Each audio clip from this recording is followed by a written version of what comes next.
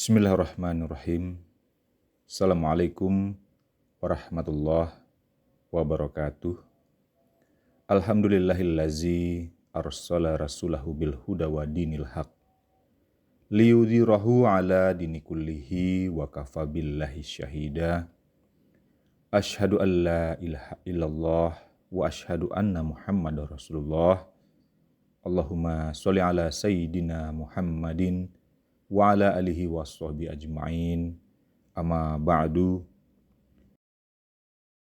Para sobat sekalian yang dirahmati Allah, kajian kita kali ini untuk membahas tentang hal-hal penting yang perlu diketahui oleh kita sebagai umat Islam ini, tentang posisi kita ini adalah masih sebagai penganut Islam yang awam atau sudah masuk di kategori berimankah atau sudah menanjak untuk menuju kepada bertakwa ya.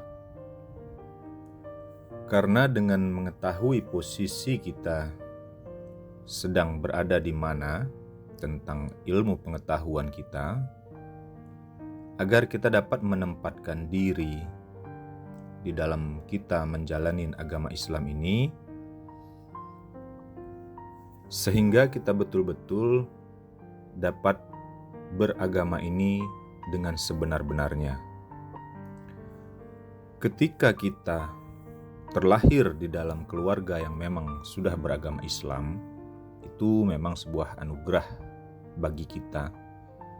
Dikarenakan sejak kecil tentu kita sudah terdidik oleh orang tua kita tentang peraturan-peraturan atau syariat-syariat yang berhubungan dengan agama Islam kita ini. Kita sudah mengerti tentang rukun Islam, mulai dari bersyahadat kita sudah bisa melafalkannya, sholat kita sudah bisa menjalankannya, puasa kita tiap tahun menjalankannya, terlebih-lebih ketika kita memiliki dana yang cukup, kita bisa naik haji ya. Tapi sebenarnya bukan hanya sebatas itu yang perlu kita ketahui di dalam agama Islam kita ini. Terlebih-lebih kita hanya mengandalkan bahwa kita sudah merasa mampu beribadah di dalam agama kita ini, apalagi kita sudah merasa haji, kemudian kita terkadang ujub atau kesombongan diri kita itu muncul, atau ego diri kita itu muncul karena kita sudah merasa sudah mampu melaksanakan ibadah di dalam agama kita ini dengan baik. Prasangka kita tentunya ya. Ini tentunya juga pernah saya alamin tentang hal-hal yang seperti ini. Merasa sudah bisa beribadah, merasa sudah mampu melaksanakan semua ajaran Islam ini, syariatnya. Jadi dulu pun saya sudah merasa cukup tentang ilmu pengetahuan tentang agama Islam ini. Namun semuanya berubah ketika saya mendalamin tentang agama Islam ini langsung di bawah bimbingan oleh seorang guru rohani, yang itu menyadarkan saya bahwa memang masih banyak yang perlu kita pelajari tentang agama Islam ini lebih dalam. Karena agama Islam ini bukan hanya sebatas itu, sebatas yang pernah saya ketahui, tapi ternyata agama Islam ini sangat luas dan sangat dalam kajian-kajiannya. Makanya perlu kita buat satu kajian untuk mengetahui posisi diri kita ini sekarang ini masih menjadi umat Islam yang awam atau sudah masuk kepada kategori beriman, atau sedang berproses dari beriman menuju kepada ketakwaan. Untuk membenarkan tentang asumsi atau perasaan kita, atau kita merasa ya beragama ini sudah benar, tentu harus kita sandarkan kepada kebenaran Al-Quran dan sunnah daripada baginda Nabi Muhammad SAW itu sendiri. Yang pertama kita lihat dulu, ketika kita sudah beragama Islam ini, apakah kita sudah masuk ke dalam kategori orang-orang yang berimankah atau belum? Nah, ini tentu kita lihat di dalam Al-Quran. Apa sebenarnya yang membedakan antara orang Islam yang awam dengan orang yang sudah masuk atau diakui oleh Allah dan Rasul-Nya itu sebagai orang yang beriman? Tentu ini harus ada barometer yang diterangkan oleh Al-Quran dan hadis Nabi juga ya.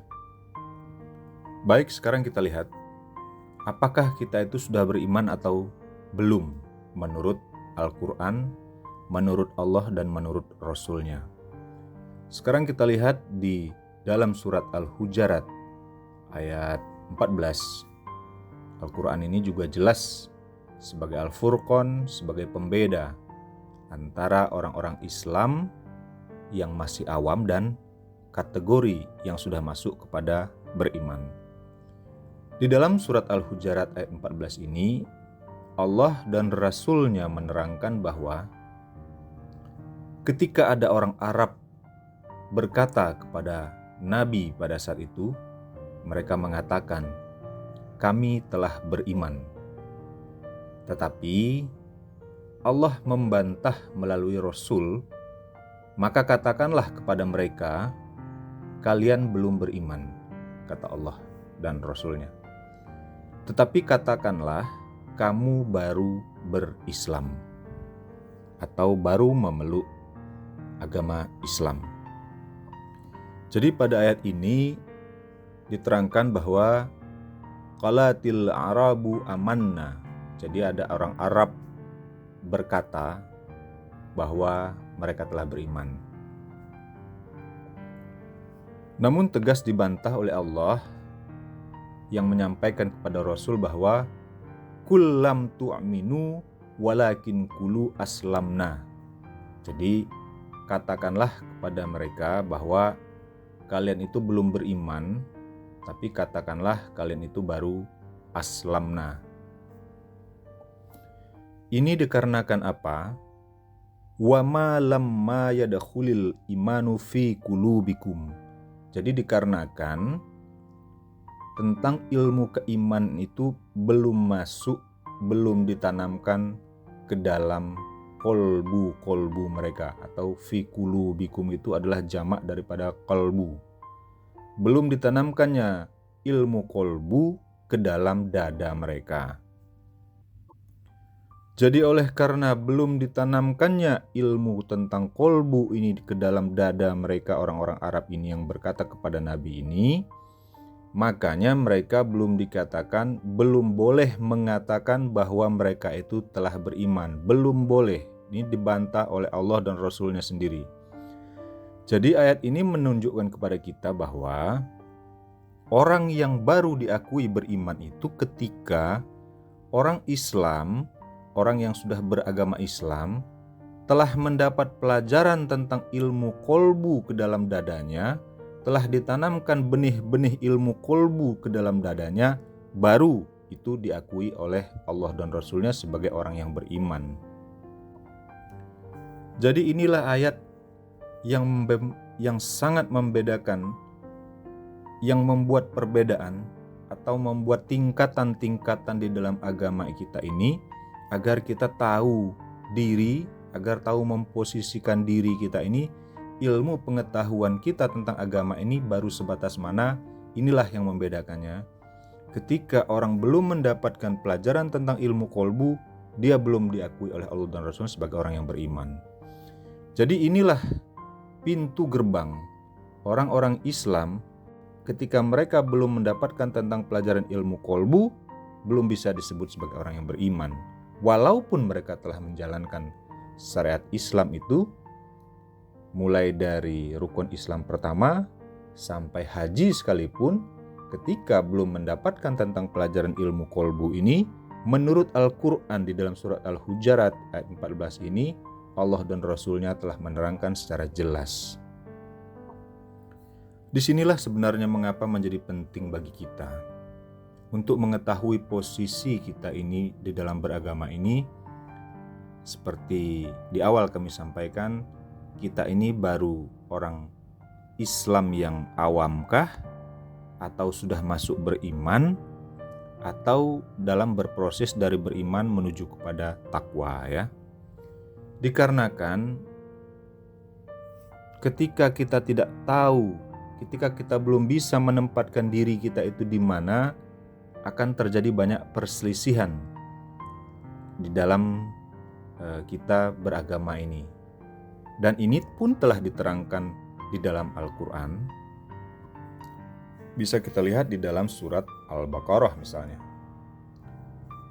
Allah berfirman, "Zalikal kitabu la raiba fihi hudalil muttaqin." Jadi Al-Quran ini adalah kitab yang tidak ada keraguan di dalamnya, yang merupakan petunjuk bagi orang-orang yang bertakwa. Allazina yu'minuna bil ghaibi wa yuqimunas sholata wa mimma razaqnahum yunfiqun. Yaitu orang-orang yang beriman pada yang gaib, yang menegakkan sholat dan menginfakkan sebagian rezeki yang kami anugerahkan kepada mereka. Jadi orang yang bertakwa itu adalah pertama orang yang telah beriman. Beriman kepada apa? Pertama sekali disebutkan di sini adalah mereka yang beriman pada yang gaib. Dikarenakan ketika penanaman tentang ilmu kolbu itu adalah kita berhubungan dengan sesuatu yang gaib pada diri kita masing-masing. Ketika kita telah masuk mempelajari ilmu kolbu, kemudian ditanamkan tentang pelajaran ilmu zikir di dalam kolbu itu, itulah yang kita mulai memasuki namanya fase mengimanin sesuatu yang gaib. Mulai dari mana? Mulai dari dalam diri kita sendiri. Kemudian setelah itu baru fase kita perintahnya itu mendirikan sholat, baru berinfak dan lain-lain sebagainya nanti. Kemudian di dalam surat Al-Baqarah ayat 8 ini pun juga Allah telah berfirman, "Di antara manusia ada yang berkata, kami beriman kepada Allah dan hari akhir. Padahal sesungguhnya mereka itu bukanlah orang-orang yang beriman." Jadi ini sebenarnya banyak kita, termasuk saya pun dulu, karena seperti yang awal saya sudah sampaikan, karena kita sudah merasa mampu beribadah dengan benar, merasa ya, di dalam agama ini, sehingga kalau ditanya, sudah berimankah kita? Oh, tentu kita jawab, kita sudah beriman. Tetapi menurut ukuran kita, bukan menurut ukuran Allah dan Rasul-Nya seperti yang diterangkan di dalam Al-Quran ini. Inilah pentingnya kita mengetahui ini agar kita dapat menempatkan posisi diri kita ini sebenarnya sudah di level mana ya. Agar kita juga jangan terjebak dengan prasangka kita, karena ini sudah ditulis di dalam Al-Quran, sudah dijelaskan oleh Allah pun bahwa ada di antara manusia itu yang berkata mereka telah beriman pada Allah dan hari akhir, padahal sesungguhnya mereka itu belum beriman. Inilah pentingnya agar kita mengetahui ini. Di dalam Al-Baqarah ayat 8 ini Allah menerangkannya. Kemudian pada surat Al-Baqarah ayat 10 Allah juga menerangkan bahwa fi qulubihim maradha, itu di dalam hati mereka itu ada penyakit. Nah, inilah pentingnya mengapa gerbang masuk sebagai orang beriman itu mempelajari tentang ilmu hati atau ilmu kolbu ini. Dikarenakan di dalam kolbu itu dikatakan Allah ada penyakit.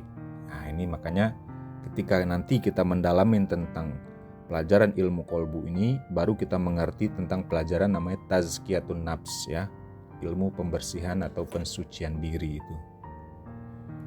Kalau penyakit hati ini tidak dibersihkan, maka Allah akan menambah penyakit itu. Dan mereka akan mendapatkan azab yang sangat pedih karena mereka selalu berdusta. Jadi karena prasangka kita sudah benar, sudah bagus, kita merasa sudah benar dalam beragama. Padahal sebenarnya kita belum mendapatkan pelajaran ilmu kolbu itu, akhirnya kita menipu diri kita sendiri ya. Jadi pada surat Al-Baqarah awal ini menceritakan tentang orang-orang yang beriman, kemudian menceritakan juga tentang orang-orang yang masih di dalam level agama Islam yang awam. Jadi di dalam ayat 11-nya Allah berfirman, apabila dikatakan kepada mereka, janganlah berbuat kerusakan di bumi, mereka menjawab, sesungguhnya kami hanyalah orang-orang yang melakukan perbaikan. Jadi ini sebenarnya banyak kita lihat realita di dalam kita beragama Islam ini. Ketika orang Islam yang awam dinasehati oleh orang yang sudah masuk kepada level beriman, apalagi sudah menuju kepada level bertakwa, ketika orang beriman ini menyampaikan kepada orang-orang Islam yang masih awam ini, inilah yang terjadi. Seperti yang diterangkan Al-Quran ini, seperti terjadi perselisihan karena merasa tadi ya. Lebih jelasnya di dalam ayat 13 Al-Baqarah ini, apabila dikatakan kepada mereka, berimanlah kamu sebagaimana orang lain telah beriman. Lalu orang Islam yang masih awam ini mereka menjawab, apakah kami akan beriman seperti orang-orang yang picik akalnya itu beriman? Ingatlah kata Allah, sesungguhnya mereka itulah orang-orang yang picik akalnya, tetapi mereka tidak mengetahui. Ini dikarenakan terkadang muncul ujub pada diri kita masing-masing ketika kita belum memasuki pelajaran ilmu kolbu ini, tetapi kita sudah merasa mampu melaksanakan seluruh amal ibadah di dalam agama Islam ini, terutama kita itu sudah merasa seorang haji ya, sudah pernah ke Ka'bah gitu ya. Tetapi kita belum mendapatkan tentang pelajaran ilmu kolbu ini, inilah yang akan terjadi ketika mereka diarahkan atau diberi pengertian oleh orang-orang yang beriman itu.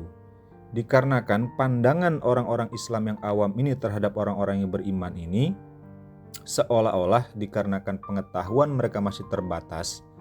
Jadi ketika melihat amal ibadah orang-orang yang telah beriman ini menuju kepada ketakwaan itu, mereka terkadang merasa aneh, terkadang merasa belum pernah melihat peramalan-peramalan orang-orang yang telah masuk ke dalam beriman ini menuju kepada ketakwaan ini.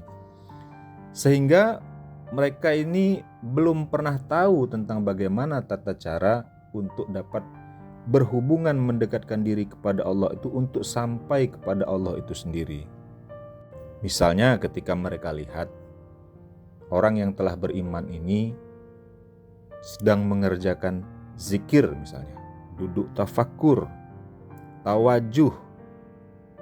Orang-orang yang belum memasuki dunia tentang pelajaran ilmu kolbu itu belum akan mengerti tentang pelajaran ini.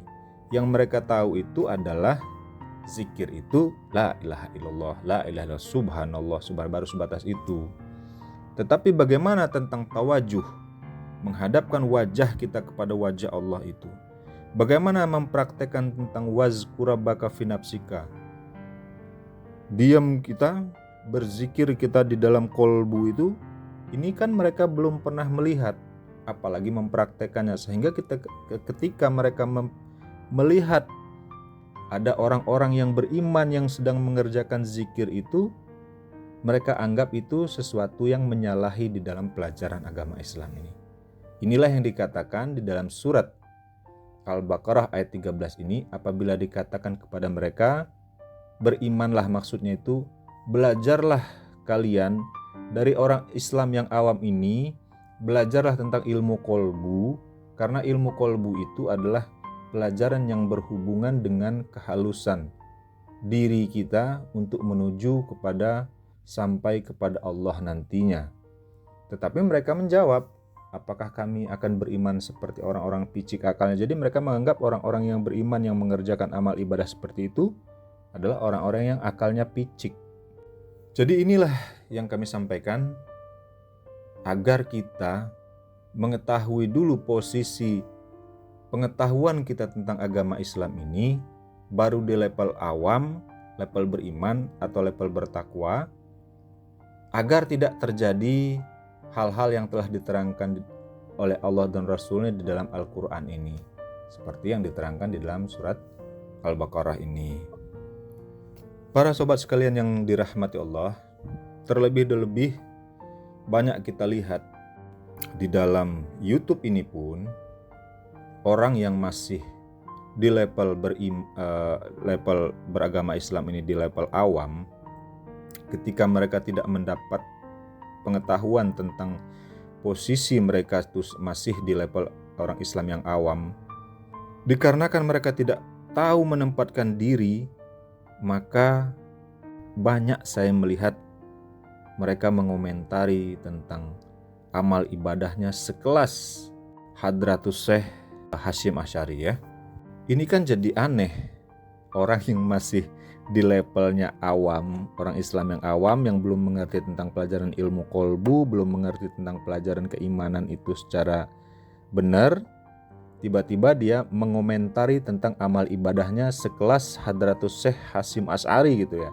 Jadi ini sangat lucu. Ini nanti akan menyebabkan kita su'ul adab kepada ulama ketika kita tidak mengetahui posisi kita itu di level mana di dalam beragama. Inilah pentingnya. Nah, para sobat sekalian yang dirahmati Allah, jadi mulai sekarang kita harus mengukur diri kita. Kalaulah hari ini kita belum mendapatkan tentang pelajaran ilmu kolbu itu, sampai hari ini kita belum mengetahui tentang seluk-beluk tentang ilmu kolbu itu, pasti kita tidak akan bisa mempraktekkan tentang ayat wazkura baka fi nafsika itu. Dan berhentilah kita merasa sebagai orang yang beriman, karena Allah telah menyatakan, jangan kamu mengatakan telah beriman, tapi katakanlah kita itu baru aslamna, baru beragama Islam. Nah, ketika kita telah memasuki tentang pelajaran ilmu kolbu, itulah baru kita diakui sebagai orang yang beriman. Dan ketika kita telah memasuki tentang pelajaran ilmu kolbu itu, yang pertama sekali kita ketahui adalah kegaiban yang ada di dalam diri kita itu yang berhubungan dengan getaran, namanya getaran kolbu. Ini diterangkan di dalam Al-Quran, di dalam surat Al-Anfal ayat 2. Jadi ketika kita telah masuk kepada pelajaran ilmu kolbu, yang pertama sekali kita dapatkan itu adalah kita mendapatkan namanya pengetahuan tentang beriman kepada yang gaib yang ada di dalam diri kita itu, tentang rahasia getaran kolbu itu. Dan juga diterangkan di dalam Al-Anfal ayat 2 ini, sesungguhnya orang-orang yang beriman itu adalah ketika disebut nama Allah maka bergetarlah hatinya atau kolbunya. Ya tentu karena inilah yang pertama sekali ditanamkan di dalam kolbu itu ketika kita mempelajari ilmu kolbu ini. Nah, nantinya pondasi dasar kita di dalam mempelajari ilmu kolbu ini untuk menuju kepada level ketakwaan. Karena perintah-perintah Allah itu di dalam Al-Quran itu ditujukan kepada orang-orang yang beriman. Misalnya mulai dari perintah sembahyang. Perintah sembahyang itu adalah diawali dulu dengan fa'alam anahu la ilaha illallah. Ketahuilah dulu tentang Allah itu, baru kita diperintahkan untuk mendirikan sholat. Begitu juga dengan perintah puasa. Hai orang-orang yang beriman, baru berpuasalah untuk takwa. Jadi ketika kita telah mempelajari ilmu kolbu ini, baru kita mendapat perintah-perintah untuk mengerjakan ibadah-ibadah kita itu menuju kepada level ketakwaan. Para sobat sekalian yang dirahmati Allah, di dalam menuju kepada level-level ketakwaan ini tentu banyak nanti pengetahuan-pengetahuan yang baru yang belum pernah kita dapatkan sebelumnya tentang bagaimana mengelola rohani kita itu untuk sampai kepada Allah itu. Hal yang paling penting bagi orang-orang yang telah mendapatkan tentang pelajaran ilmu kolbu ini adalah untuk sampai kepada level bertakwa itu, pertama kita harus senantiasa menjaga hubungan kita itu kepada Allah. Maksudnya di sini adalah menjaga keterhubungan hati kita, kolbu kita itu senantiasa terhubung kepada Allah. Disitulah letak derajat kita nanti di hadapan Allah itu, seberapa banyak kita dapat menghubungkan kolbu kita itu siang dan malam itu kepada Allah, itulah derajat kita di hadapan Allah itu nanti. Makanya ketika kita sudah mendapatkan tentang pelajaran ilmu kolbu atau talqin zikir ini, kita itu sebenarnya telah sibuk dengan diri kita sendiri. Maksudnya kita sudah sibuk dengan keadaan hati kita di dalam menjaga hubungan kita itu kepada Allah. Ya tentu ini memang melalui tingkat demi tingkat ya. Tetapi tujuannya nanti adalah bagaimana kita dapat memahamin diri kita ini adalah la haula wala quwata illa billahil aliyil azim itu. Sehingga kita dapat mengesahkan Allah itu dengan sebenar-benarnya. Tujuan akhir daripada ketakwaan itu adalah sampainya kita kepada Allah itu. Sebagaimana yang diterangkan di dalam suratul Kahfi ayat 110, bahwa Allah berfirman, barang siapa yang mengharapkan perjumpaan dengan Allah itu, hendaklah dia melaksanakan amal yang soleh dan tidak menyekutukan Allah di dalam beribadah. Nah, dalam pelaksanaan mempraktekkan ayat ini, bagaimana kita dapat beribadah kepada Allah itu tanpa menyekutukannya? Lah inilah yang selalu kita latih di dalam tawajuh kita setiap habis sholat, di dalam setiap kesempatan kita, waktu luang kita bertawajuh. Inilah untuk melatih kita untuk sampai kepada yang dimaksud liqa rabbihi ini. Begitu juga diterangkan di dalam surat Al-Ankabut ayat 5, man kana yarju liqa Allah fa inna ajalallahu la'at wa huwas sami'ul alim. Jadi siapa saja yang mengharapkan perjumpaan dengan Allah itu, sesungguhnya waktu yang dijanjikan Allah itu pasti datang, karena Dia Maha mendengar lagi Maha mengetahui. Oleh karenanya ketika kita bertawajuh itu kan selalu kita bermunajat itu, ilahi anta maksudi wa ridhaka matlubi. Ya Allah, engkaulah yang aku maksud dan keridhoanmu lah yang aku tuntut. Nah, di dalam Al-Ankabut ayat 5 ini Allah telah berjanji, barang siapa yang mengharapkan perjumpaan dengan Allah itu, waktu yang dijanjikan Allah itu pasti datang. Jadi janji Allah itu tidak mungkin Allah ingkari, karena Allah itu Maha mendengar lagi Maha mengetahui.